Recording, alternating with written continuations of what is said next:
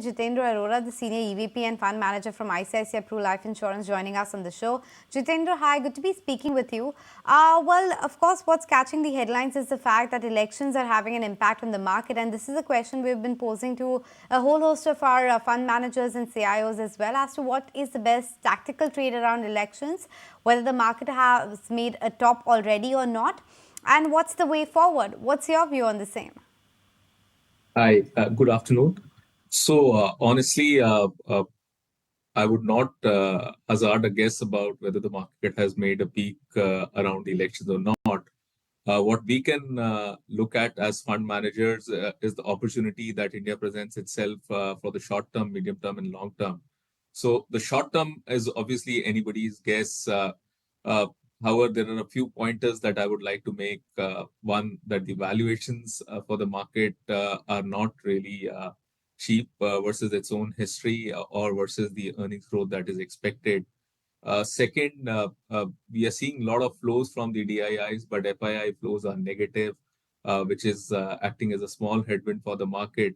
And we are also seeing a lot of supply on the paper from either sale by the Ps or by the promoters or by the IPOs, which is absorbing this liquidity from the domestic investors. Third, the overall macro environment still remains, should I say, a bit uncertain because of how the rate cuts are getting pushed forward, which is something which the markets are looking forward to so that the demand can get some kind of impetus.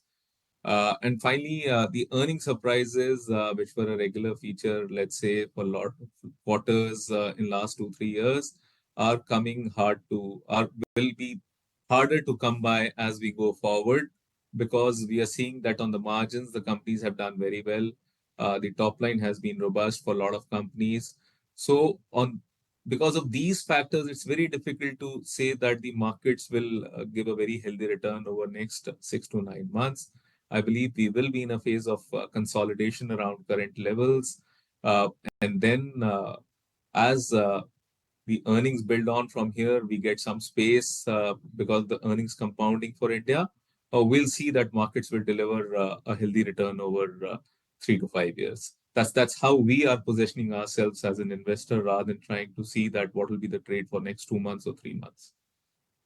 Jitendra, so in the next 1 year, where is it that you think segments in the market which may have peaked out? I mean, we were just making the observation as to how the entire PSU pack, and I'm going to keep banks out of that. So ex banks, it seems like the valuations surely are frothy, but yeah, the market is doing what it's doing.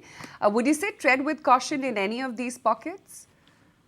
Some of the PSU segments may be a bit frothy, but I would not paint the entire PSU sector with the same brush. So you may still see that some of the PSUs can deliver healthy returns even in this market, and because there the valuations still remain low. We are colored by the fact that historically they have traded much lower, but who says that those were the right valuation levels? Because some of these PSUs continue to be come growth. They will grow at 10 to 12% per annum. And if they are available to you at like 10 to 12 P, they are still a good buy for us as well. However, in terms of overall market, I will see, yes, there are a lot of pockets where I'll find the valuations a bit frothy. And where I get comfort, there are very select pockets in the market. So, for instance, private banks are one such pocket where we find a lot of comfort as a house in terms of the valuations. But Jitendra, given that you're talking about earnings being the fundamental driver, valuation is something that you have to watch out for. Where do you see the comfort? Where do you think is the highest margin of safety in terms of the sectors, in terms of the themes that you're watching out for? So, in terms of sectors, as I mentioned, the private sector banks are one segment where we believe that the margin of safety is perhaps one of the highest. The fact that from a top-down perspective, we still believe that the sector as a whole can continue to compound earnings at early double digits for next decade or so. And given the fact that most of the names in the sector are now available at sub 2 price to book and around mid-teens price to earnings, we believe this is a very good space to position oneself at this point in time. We may see some headwinds in the form of rate cuts happening, which can drive NII growths a bit lower. But overall, we still expect the sector to deliver double-digit earnings growth for easily for next decade or so. Okay, point taken. So that's the view coming in about the private banking space and some of the other sectors that might see a bit of margin of safety and which could be the good medium to long-term bets as well. But Jitendra, what about the real estate pack? For the last couple of years, it's been about affluent India and the kind of rise that we have seen in terms of real estate demand.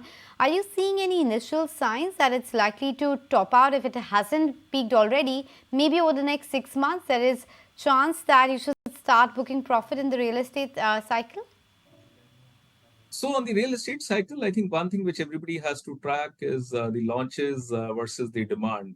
And that metric still augurs well in terms of the sector's performance over the next 6 to 12 months. Yes, we have seen some kind of froth in the prices or some kind of speculative demand in select markets in real estate. But overall, if I see the market, I still will see that the number of months of inventory which is available is not at its historic high. In fact, it is towards its historic low. So while the supply catches up with demand, I believe sector will continue to perform and give returns. Interesting, Jiten. Great to have you on the show. Thank you so much for taking the time out and speaking with us today.